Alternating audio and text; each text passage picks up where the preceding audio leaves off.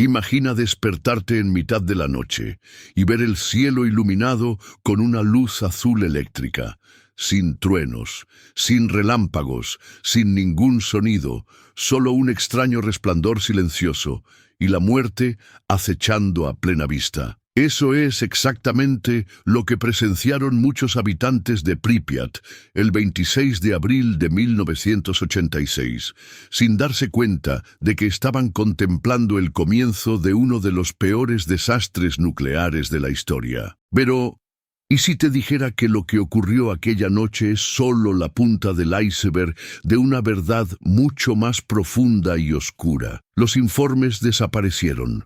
Los científicos desaparecieron, e incluso hoy en día algunas zonas de la llamada zona muerta siguen estando completamente prohibidas. No por la radiación, sino porque hay algo allí que nadie quiere que veas. Los secretos de Chernóbil no son solo conspiraciones, son hechos ocultos, verdades enterradas bajo el hormigón, el silencio y el miedo. Y hoy vamos a desvelar cada uno de ellos. Si te interesan los misterios como este, dale al botón de suscribirse. Revelamos todo lo que no quieren que sepas.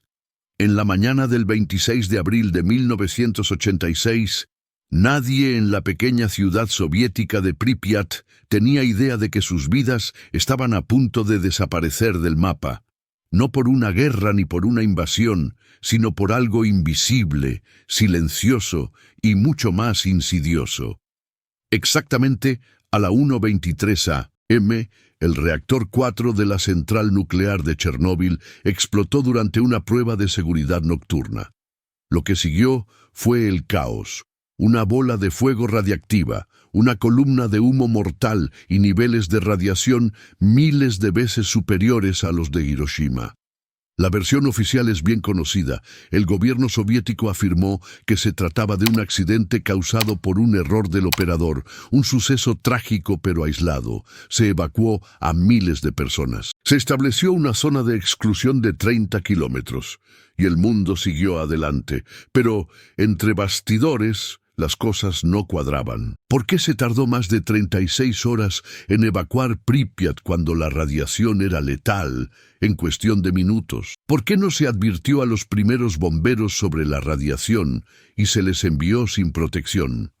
¿Por qué se permitió a las familias permanecer en puentes y tejados observando el resplandor, el mismo resplandor que más tarde les mataría? En los días y semanas posteriores a la explosión surgieron patrones extraños. Se clasificaron y sellaron documentos completos. Se silenció a los periodistas. Se destruyeron o alteraron fotos. Los testigos que hablaron fueron reasignados o simplemente desaparecieron. Entre los supervivientes y los iniciados comenzaron a circular algunos rumores. Esto no era solo un desastre, era un encubrimiento, porque Chernóbil no fue solo un reactor defectuoso, fue algo mucho más peligroso. La arrogancia humana, la desesperación política y secretos tan oscuros que tuvieron que ser enterrados bajo el acero y las mentiras. Y ahora es el momento de desenterrarlos. El reactor 4 de Chernóbil no solo era peligroso, era una bomba de relojería y algunas personas lo sabían mucho antes de la explosión. El diseño del reactor RBMK utilizado en Chernóbil era exclusivo de la Unión Soviética. Era potente, barato de construir y adaptable tanto a la producción de energía como, aquí está el kit de la cuestión, a la extracción de plutonio para armas. Pero tenía un defecto fatal, un coeficiente de vacío positivo. En términos sencillos, en determinadas condiciones, el reactor se volvía más reactivo cuando se calentaba demasiado. En lugar de ralentizarse, se aceleraba. En física nuclear, eso es una sentencia de muerte. ¿Y lo peor? Los científicos llevaban años advirtiendo de ello. Informes que se remontan a la década de 1970 detallaban posibles fallos catastróficos en el sistema RBMK. No se trataba de opiniones marginales, sino de físicos respetados dentro del programa nuclear soviético. Pero sus preocupaciones fueron ocultadas, calificadas de secretas o ignoradas. Admitir el defecto habría significado detener la producción, desmantelar los reactores y, lo más aterrador de todo para la URSS, revelar al mundo que su orgullo nuclear tenía graves defectos.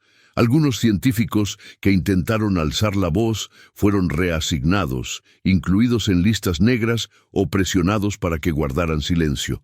Otros simplemente desaparecieron del panorama académico. Hasta el día de hoy, los memorandos desclasificados muestran cómo los ingenieros internos suplicaban a sus superiores que corrigieran el diseño. Se les dijo que admitir el error dañaría la imagen nacional. Así que, en lugar de eso, jugaron con millones de vidas y perdieron.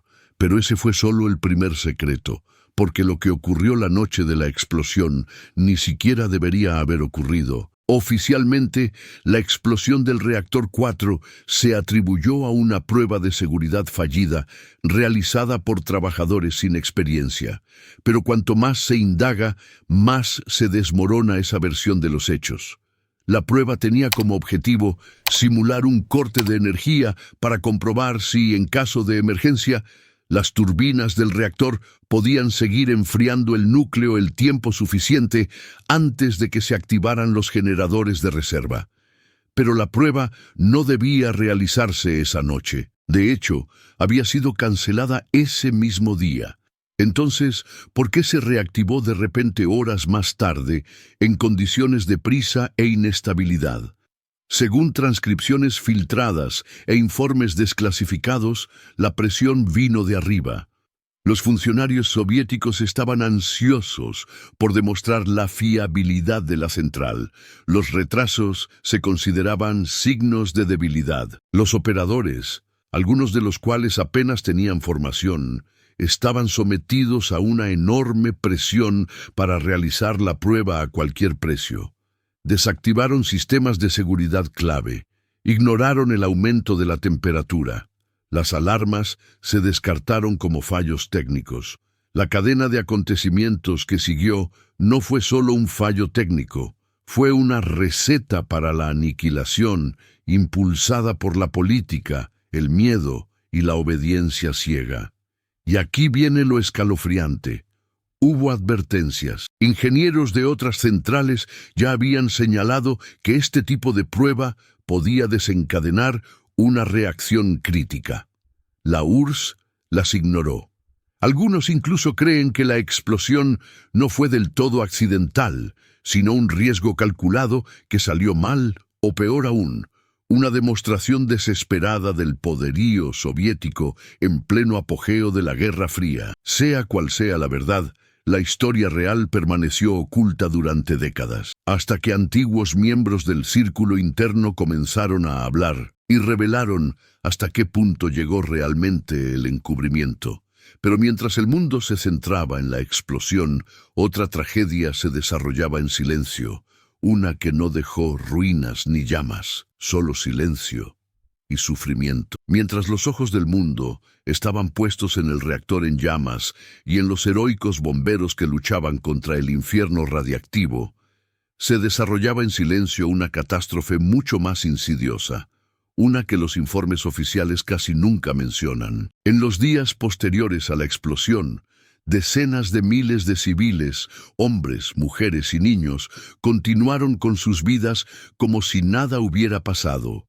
Fueron al colegio, trabajaron, pasearon a sus perros, celebraron cumpleaños. Todo ello mientras nubes invisibles de isótopos radiactivos pasaban sobre ellos. Muchos nunca fueron advertidos. A otros se les dijo que era solo vapor o un incidente menor.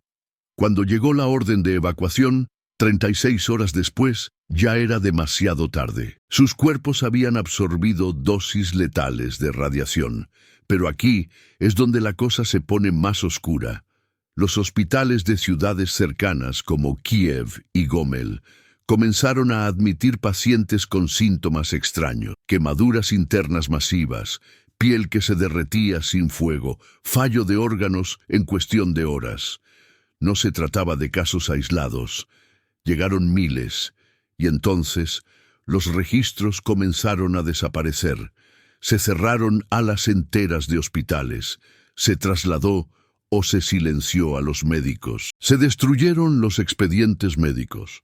Se dijo a las familias que sus seres queridos habían muerto de enfermedades no relacionadas. Y los niños, especialmente los niños, comenzaron a presentar síntomas extraños: deformidades óseas, cánceres de aparición rápida, mutaciones genéticas. Las estimaciones no oficiales sugieren que el número real de víctimas podría ascender a cientos de miles, muy por encima de las 31 muertes reconocidas oficialmente en ese momento. Solo en Bielorrusia, las tasas de cáncer infantil se triplicaron en una década. Algunas ciudades informaron de malformaciones congénitas tan graves que los médicos se negaron a documentarlas. Y, a día de hoy, hay familias que ni siquiera saben que la radiación fue la causa de su sufrimiento, porque para el gobierno soviético, admitir estas muertes significaría aceptar la responsabilidad, no solo de un accidente, sino de una masacre silenciosa. Y mientras estas víctimas eran enterradas en silencio, la zona estaba cambiando. Algo antinatural estaba echando raíces en el suelo radiactivo. Tras la explosión, el gobierno soviético declaró una zona de exclusión de 30 kilómetros alrededor de la central de Chernóbil, una tierra de nadie, cerrada durante décadas debido a la radiación extrema. Sobre el papel estaba abandonada, vacía, peligrosa. Pero la verdad, la zona nunca estuvo realmente vacía. Desde el principio, continuaron las actividades extrañas detrás de las vallas y las señales de advertencia. Las imágenes satelitales tomadas por la inteligencia occidental a finales de los años 80 y 90 mostraban construcciones inusuales en lo profundo de la zona. Nuevas carreteras, estructuras subterráneas, incluso señales de calor de lo que parecían ser grandes equipos en funcionamiento, en una zona supuestamente demasiado letal para la vida. Los lugareños que regresaron ilegalmente, conocidos como autoasentados, murmuraban sobre soldados que patrullaban por la noche, sobre vehículos que entraban y salían por puestos de control ocultos, y sobre instalaciones completas que no existían en ningún mapa oficial. Algunos creen que la zona se convirtió en un centro de investigación clandestino, un lugar donde los científicos podían experimentar sin supervisión. La radiación era la excusa perfecta para mantener alejados a los extraños. ¿Y qué mejor tapadera para proyectos militares secretos que una zona donde nadie puede hacer preguntas? Luego están los informes, sin confirmar, pero escalofriantes, de investigadores que entraron en el Bosque Rojo para recopilar datos y nunca regresaron. Sus últimas transmisiones de radio hablaban de fallos en los equipos, lecturas extrañas y la sensación de estar siendo observados. En 2010, un equipo de científicos europeos obtuvo acceso limitado a una sección remota de la zona. Lo que encontraron los dejó atónitos: rastros de isótopos raros no relacionados con la explosión original, evidencia de actividad reciente, y túneles sellados que parecían conducir a las profundidades de la Tierra, bloqueados por puertas reforzadas y detectores de movimiento. Hasta la fecha no se ha dado ninguna explicación oficial, porque quizá el verdadero peligro de Chernóbil no sea solo la radiación, quizá sea lo que sigue ocurriendo allí, detrás de las vallas, bajo el suelo, en total secreto. Pero el secreto más inquietante de todos no fue construido por el hombre, sino que nació de la lluvia radiactiva. Justo después de la explosión, uno de los primeros lugares que quedó completamente devastado fue el bosque situado justo a sotavento del reactor 4. En cuestión de horas, los árboles se tiñeron de un color naranja rojizo enfermizo, con las agujas quemadas no por el fuego, sino por la radiación. Se le conoció como el Bosque Rojo, un lugar tan contaminado que incluso hoy en día permanecer allí durante unas horas puede ser mortal. Pero en las sombras de ese bosque envenenado, algo más comenzó a surgir. A lo largo de los años, ha habido innumerables informes de soldados, científicos e incluso exploradores ilegales, los llamados stalkers, sobre avistamientos extraños cerca del Bosque Rojo. Las descripciones varían, pero los temas son inquietantemente consistentes. Una figura alta y humanoide, con extremidades alargadas, ojos brillantes y un andar antinatural. Algunos dicen que emite un zumbido de baja frecuencia suficiente para interferir en las radios y provocar náuseas. Otros afirman que se mueve a una velocidad imposible y que desaparece en el momento en que se le mira directamente. Al principio, estas historias se descartaron como alucinaciones provocadas por la radiación, estrés, paranoia, pero luego llegaron las fotos, borrosas, sí, pero que mostraban una figura que no se correspondía con ningún animal conocido. Una imagen, filtrada en 1997 por un ex técnico militar, muestra una huella térmica con forma de bipedio, en una zona sin presencia humana.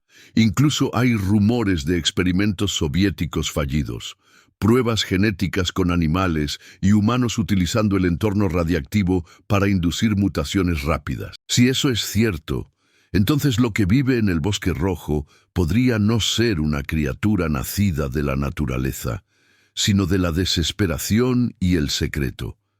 En 2009, un grupo de exploradores subió imágenes del interior del bosque. En los últimos fotogramas, antes de que el vídeo se corte abruptamente, se ve una figura alta, oscura e inmóvil que los observa entre los árboles. El grupo nunca volvió a publicar nada.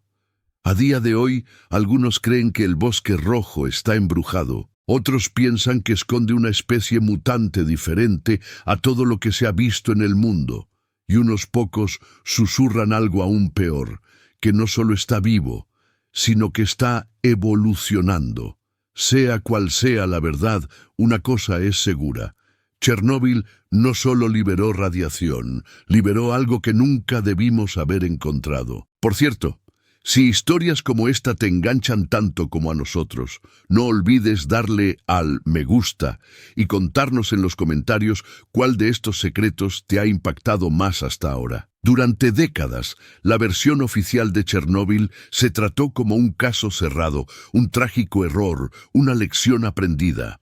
Pero detrás de esa narrativa se estaba tejiendo lentamente una red de silencio. A principios de la década de 2000, comenzaron a aparecer documentos filtrados por antiguos funcionarios soviéticos, denunciantes e incluso hackers.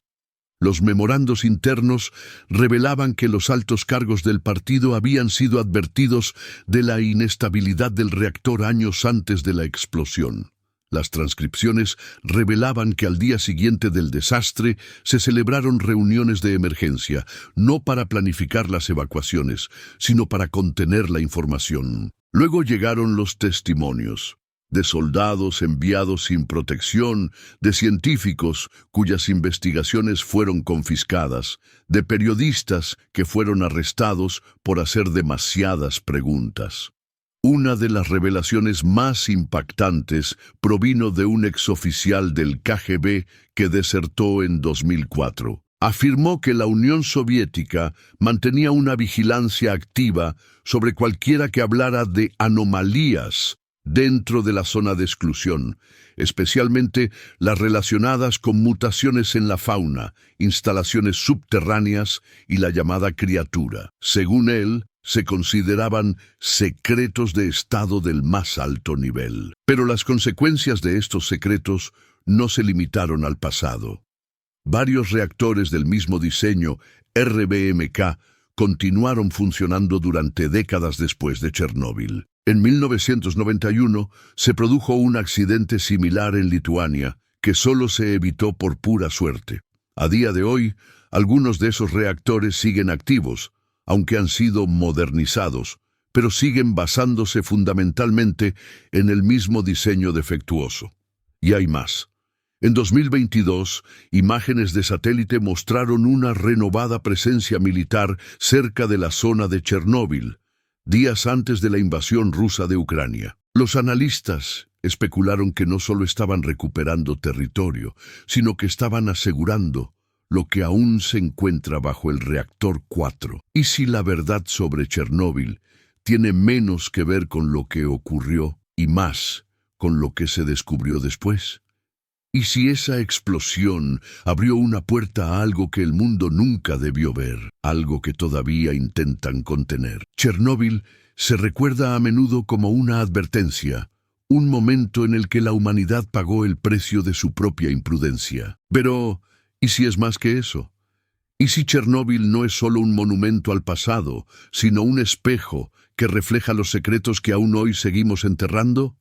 Porque lo más inquietante de esta historia no es la explosión, es el silencio, las preguntas sin respuesta, los archivos sellados, las personas que desaparecieron sin dejar rastro. Nos gusta pensar que lo sabemos todo, que la historia está escrita, explicada y archivada. Pero Chernóbil nos recuerda cuánto se puede ocultar detrás de los uniformes, las puertas cerradas y las declaraciones oficiales. Y si estos 5 secretos se mantuvieron ocultos durante tanto tiempo, ¿cuántos más hay aún por descubrir? ¿Cuántas zonas más laten silenciosamente bajo la superficie, no con radiación, sino con la verdad? Si te ha gustado este viaje a las sombras de Chernóbil, no olvides suscribirte al canal y contarnos en los comentarios qué parte de esta historia te ha impactado más. Hasta la próxima, sigue cuestionándolo todo.